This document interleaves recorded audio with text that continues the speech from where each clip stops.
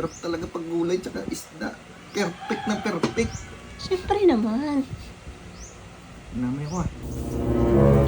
Nag-iihaw sila. Sila Papa J. Ano? Bakit? Nag-iyaw sila, hindi mo man lang sinabi. Oo, isda tsaka pork barbecue. Bango ng barbecue. Anong oras na ba? Alas 11. Alas 11 ka.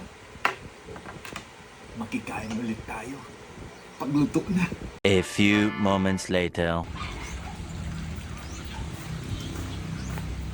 Ang sarap sana nitong sausawan, kaso walang kalamansi. Kaya nga, punta kaya ako kay Paring Seth. Sige. Paring Seth! Paring Seth! Ay, Han, sige, hindi sa labas. Bakit kaya? Ewan ko, labas mo. Bakit di? Meron kang kalamansi dyan? Ay, wala kaming kalamansi. Bakit anin mo ba? Sausawan sana sa inihaw eh. Inihaw? Ba, ayos yun ah. Kumain na ba kayo? Tara dun! Kakain eh. Medyo busog pa ako eh. Yan ka na naman eh. Tara, dun tayo, kain tayo. Taka ba na?